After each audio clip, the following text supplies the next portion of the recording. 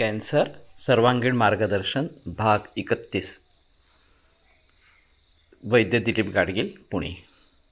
तो मैं बात कर रहा था कि स्ट्रेस या डिप्रेशन का एक अहम रोल इसमें है और उसके जरिए जो पेशेंट बिगड़ते जाते हैं, मरीज बिगड़ते जाते हैं और अंत में मौत की घाटी उतर जाते हैं, उसका एक मुख्य कारण ये स्ट्रेस या डिप्रेशन है।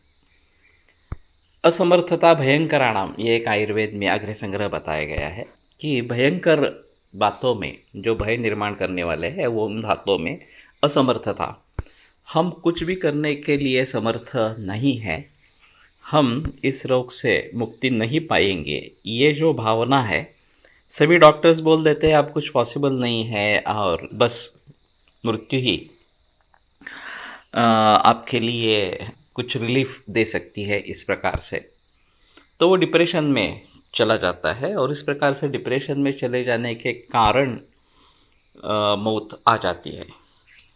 तो इससे हम कैसे निपटाएंगे, ये एक अहम चीज़ है, इसलिए हमने काउंसलर का रोल इसमें रखा है। तो इसमें ऐसा है कि किस बात की चिंता लगी रहती है ये ढूंढना जरूरी है। मुख्य चिंता तो खुद की होती है रुग्ण को कि अब मेरा क्या होगा और इतनी जल्दी अगर मेरी मौत हो जाएगी तो मेरे जो सपने अधूरे इस प्रकार के रहे हैं वो मैं पूरा नहीं कर पाऊंगा। और फिर घर वाले जो है मेरे परिवार के सदस्य हैं, तो उनके बारे में हम कैसे सोचेंगे, उनका किस प्रकार का हाल होगा और उससे मैं कैसे संभल सकूं। तो एक रुग्ण के हैसियत से ये अहम चीज़ है कि खुद का क्या होगा और अपने परिवार के सदस्यों का क्या हाल होगा। और अगर वही खुद कमाने वाला व्यक्ति है तो ये परिस्थिति और भी गंभीर हो जाती है। अगर परिवार के सदस्य है जो अलग है, कमाने वाले नहीं है, तो कम से कम आमदनी कम न हो इतना तो हो सकता है। लेकिन अगर जो व्यक्ति कमा रहा है वही अगर कैंसर से ग्रस्त हो जाए तो पैसा कमाने की भी दिक्कत आ जाती है। तो मैंने मेरे अंग्रेज़ी और मराठी दोनों किताबों में इसके बारे में जिक्र किया, एक अलग प्रकरण लिखा है।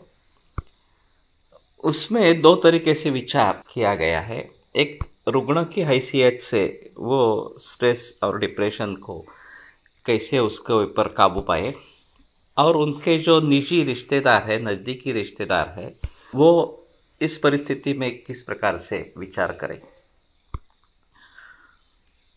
तो सबसे अहम मुद्दा ये रहता है कि क्या मैं ठीक हो सकता हूँ या नहीं हूँ।